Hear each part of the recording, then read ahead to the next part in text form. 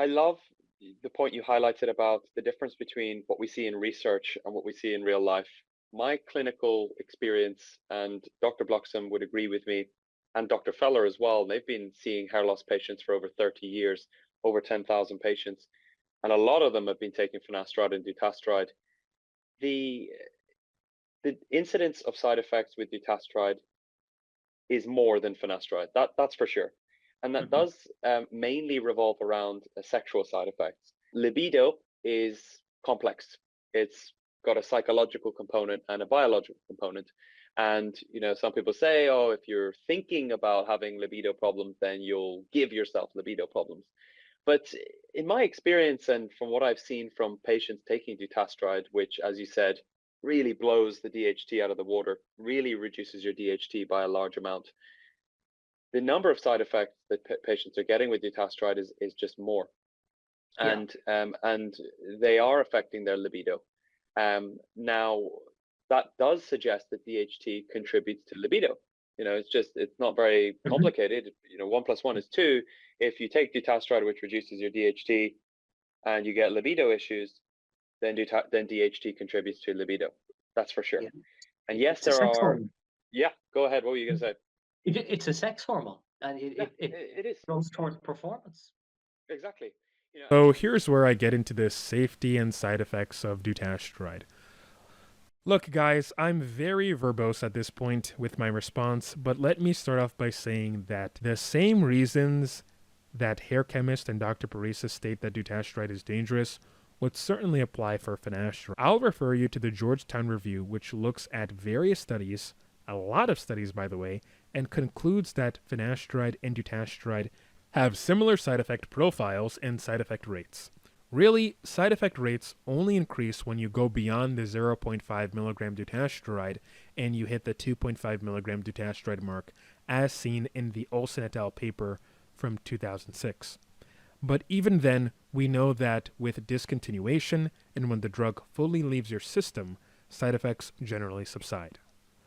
We also know that with continued use, side effects in most people subside. So I'm not sure why we have to ignore these facts in the literature, simply because these two Muppets, I guess you can say, Dr. Paresis and the hair chemist, find it to be convenient to kind of gaslight girl boss or whatever, or, let me be serious, but, to essentially fearmonger about dutasteride. And it isn't just one study, it's thousands of studies, each done by independent organizations and universities that tend to come with the same conclusion. And DHT is very useless after puberty, and this has been established in many studies. It seems to cause mostly more problems than having any sort of benefit. In fact, testosterone itself is more useful and doesn't have as many drawbacks as DHT. But I'll give a little bit of an olive branch and be honest here, right? The only issue here is that by inhibiting DHT, the free testosterone that would have turned into DHT stays as free testosterone, thus increasing your free testosterone levels. In some people, some of this free testosterone aromatizes or transforms into estrogens, which can potentially cause side effects due to a shifting in hormonal profile. So it is the androgen to estrogen ratio that can cause these issues, especially with libido. If your estrogen levels are too low or too high, it can cause side effects, and I'll put some studies on the screen and hopefully in the description so you guys can kind of, look at this yourself, right? I'm not going to delve into another study again, but I just want to kind of, bring this point up. But this is why blood work is kind of important to see where your baseline is so you could potentially titrate and introduce the drug to your system slowly. If you happen to be someone on the extreme ends of the testosterone and estradiol reference ranges. Also, libido is very much a mental thing, and this can't be excluded by any means. So maybe you just don't find your partner all that sexy at all. Or maybe you're broke, right? Maybe you're having a tough time at work, or maybe you spend too much time on internet forums where you get a bunch of dudes that sit around and tell horror stories and they fester their psychological issues towards each other. Yeah, that's the nocebo effect in real time, and its effects are very well documented for finasteride and dutasteride. So give me a break on this part, seriously. I don't know why this guy's fear-mongering along with Dr. Paresis. You guys should know better. So, I'm actually recording a different part now. The clip that you saw earlier was clipped from a bigger video that I made around a couple months ago. However, we're going to be looking at this study in depth. The study titled, quote, "Different levels of estradiol are correlated with sexual dysfunction in adult men," unquote, by Tong Cheng et al. From Scientific Reports, published in 2020 in Scientific Reports. So I'm not going to read the whole study, but I think the abstract is meaningful. So I'll read the abstract to you. Quote, "Ejaculatory dysfunction, including premature ejaculation, PE, and delayed ejaculation, DE, as well as erectile dysfunction, ED, constitute the majority of male sexual dysfunction. Despite a fair amount of data on the role of hormones and erection and ejaculation, it is inconclusive due to the controversy in the current literature. To explore the correlation of male sexual dysfunction with hormonal profile, 1,076 men between the ages of 19 to 60 years, with a mean age of 32.12 years, were included in this retrospective case control study. 507 men were categorized as ED, PE, and DE groups. 569 men without sexual dysfunction were enrolled in the control group. The background characteristics and clinical features of the four groups were collected and analyzed. The estradiol value was significantly elevated in the ED or erectile dysfunction group than the control group. Conversely, the DE or delayed ejaculation group had significantly lower levels of estradiol than the control group did. The PE, or the premature ejaculation group, had similar levels of estradiol, but significantly higher levels of testosterone compared with the control group. In conclusion, elevated serum testosterone concentration was an independent risk factor for premature ejaculation. Besides, there was a progressively increasing graded distribution of estradiol levels between the delayed ejaculation group, DE, to the PE, or premature ejaculation group, and the ED, or erectile dysfunction groups, unquote. So what are some things that we can kind of look at real quick, right? So a power of, I guess a good point of this study is that we have a pretty decent sample size of data. 1,076 men, right? And it was a meaningful split. The group that had sexual dysfunction, was comprised of 507 men, and the group that did not have sexual dysfunction, the control group that we would be comparing each of the sexual dysfunction groups to, was about 569 men, right? Now, when we look at the hormones, what was the first thing that kind of, sticks out, right? It said for the erectile dysfunction group that the estradiol value was significantly elevated in that group compared to the control. So that means, potentially, if you have higher estradiol levels, right, it means that you probably get erectile dysfunction as your sexual dysfunction. Possibly. That's a risk factor, right? Conversely, the DE, or the delayed ejaculation group, had significantly lower levels of estradiol than the control did. So if you have low levels of estradiol, right, very low levels, significantly lower levels of estradiol, that can be a predisposing risk factor for having delayed ejaculation.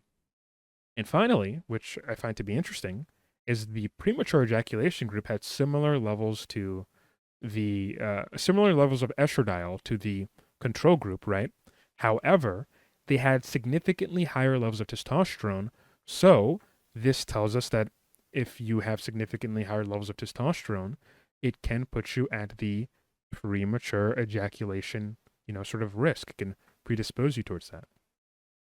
Now, the reason why I'm, reiterating and stating these things again is because I've seen in my comment section time and time again, how people put a significant sort of emphasis on dihydrotestosterone, DHT, and how if you directly, mess with it, right, that causes sexual dysfunction.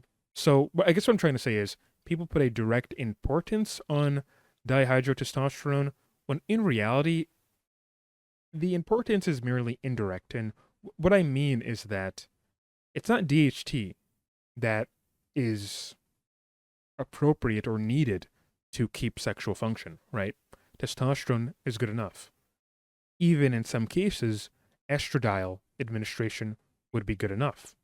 It's about maintaining the testosterone to estradiol or the androgen to estrogen ratio.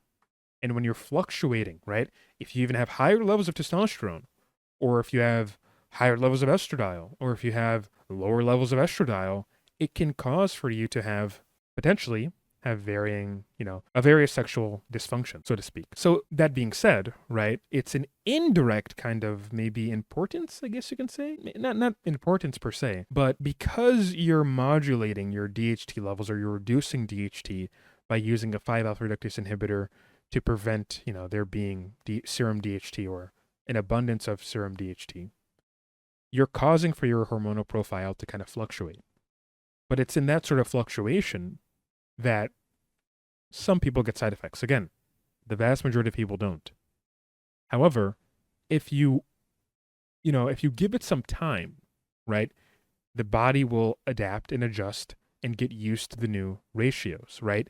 If there's too much testosterone, it'll attempt to aromatize the excess testosterone into estradiol or estrogens, right?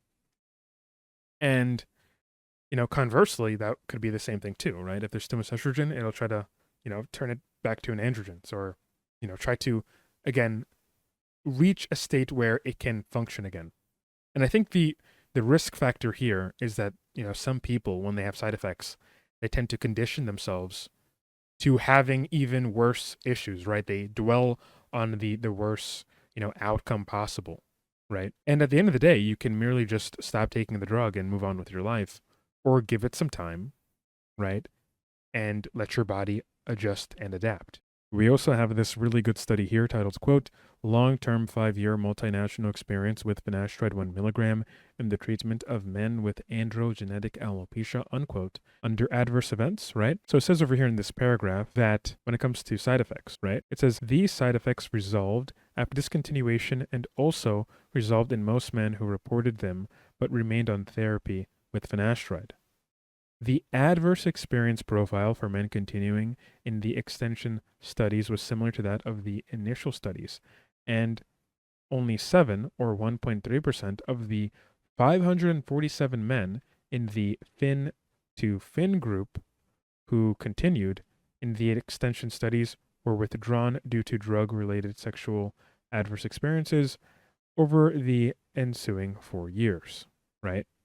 But before that, we can get an understanding that, quote, as reported previously, in the first year, a slightly higher proportion of finasteride than placebo subjects reported drug-related adverse experiences related to sexual function.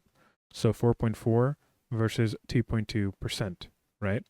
And only 11 men, 1.4%, treated with finasteride, and 8 or 1.0% treated with placebo discontinued the studies due to these side effects, right? So you have to keep in mind, you had men who were on placebo, about 8 men who were on placebo, right? Placebo means you get nothing. They reported that they were having sexual side effects, and that made them discontinue the study. So again, we know that these sexual side effects discontinued, right? If you got off the drug, they would the side effects would go away, and if you stayed on the drug, the side effects would lessen and go away with time, right? To the point where, it just reaches essentially there being no sort of statistical difference compared to, the general population, right? So that's something you have to keep in mind. And this is a really good study. I'll put that in the description where you guys can read the whole thing. Another paper that I want to look at would be the prostate cancer prevention trial update. So this one is from 1999, but there's another one that we can look at. It's the longitudinal analysis of sexual function reported by men in the prostate cancer prevention trial. So those two kind of go hand in hand. Essentially, right, what I want to, kind of note here is that this study showed the utility of finasteride in saving people, right, from prostate cancer, essentially.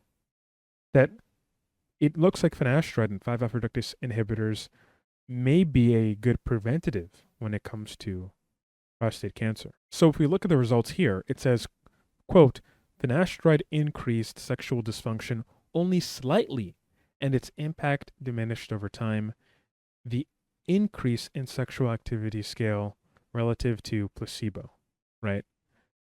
So this is pretty important. And then the conclusion over here says the effect of finasteride on sexual function is minimal for most men and should not impact the decision to prescribe or take finasteride.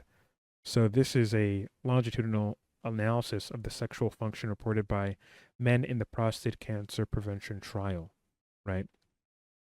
And then over here, we can see over here in this other paper, finasteride, its impact on sexual function and prostate cancer. So this kind of goes hand in hand with what I was talking about before, right? It seems like finasteride and 5-alpha reductase inhibitors in general may be good preventatives, of prostate cancer.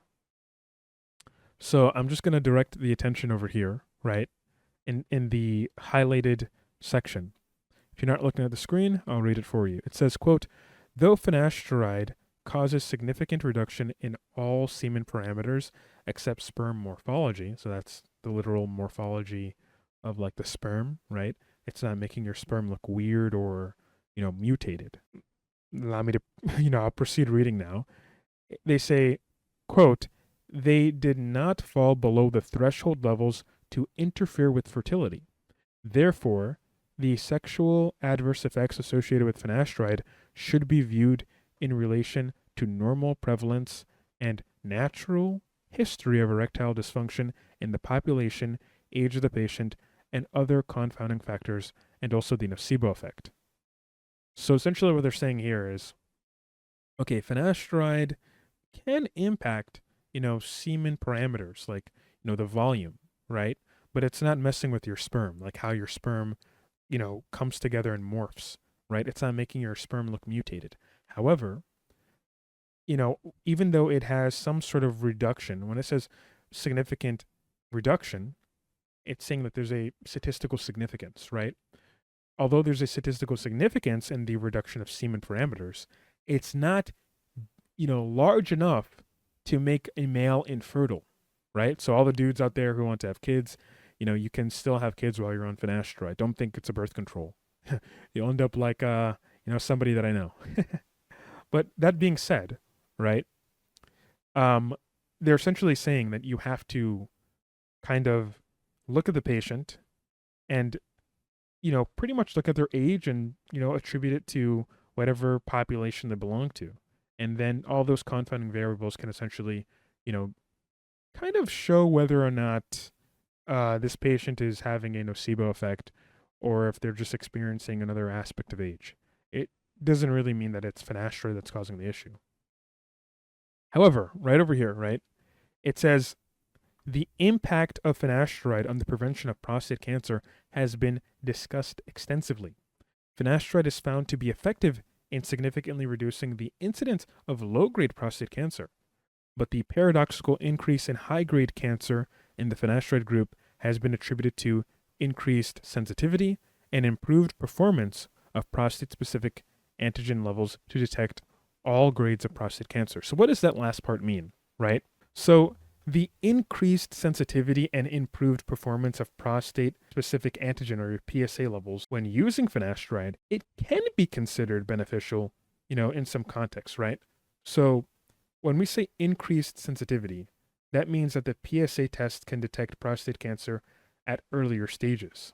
Since finasteride is known to reduce prostate volume, it may also lower PSA levels, making any increase in PSA, right, any increase that you have, more noticeable and potentially indicative of cancer. So this can lead to earlier intervention and management. So that's actually a good thing, right? And then you have the improvement of the sort of the accuracy, the screening accuracy. So the improved performance of PSA testing in the presence of finasteride, it could lead to more accurate differentiation between benign prostate conditions, right, and cancerous growth. So this is really critical because higher PSA levels can be due to a variety of prostate issues and not just cancer. It can be due to prostatitis, benign prostatic hyperplasia, and and other sort of issues, right? It doesn't have to be, just cancer itself. But, I guess the concern here comes with the increased detection of high-grade tumors, right? But I think it's just, this sort of increased detection of high-grade tumors has to do with the, I guess because the prostate's smaller, it kind of makes it easier to find, these tumors, right? But also, there could be some issues with reporting, right? Some patients, when taking finasteride, they don't communicate properly with their physicians, and their physician may overlook some stuff. If you're on finasteride, your PSA levels may artificially be reduced. In fact, it's not may, they will certainly be reduced, right? To the point where even if you have a prostate cancer issue, it could go undetected, right? So you have to tell your doctor to do the necessary mathematical calculations to predict your natural PSA score, right? So the adjustment that the physician does, they, because it cuts your PSA in half, they likely have to multiply your PSA values times 2 to get your true, natural PSA scores. So that's it of me rambling, right? All of these studies should kind of go hand in hand into showing, okay, DHT is overblown when it comes to, sexual side effects, right? Of finasteride. It's not a huge issue. It really isn't a huge issue if you reduce DHT. And if you're having side effects, you have to first get off of those forms, right? And go focus on other things in life and allow your body to adapt to, the fluctuating hormone profile. And if you can't do that, or if you don't want to do that, quit the drug and move on with your life, or try using it topically. And if that's still an issue, right, try to do some cognitive behavior therapy, or just quit altogether, shave your head, and just move on. So that's essentially it. And I'm done yapping, and hopefully this helps you out. Peace out, guys.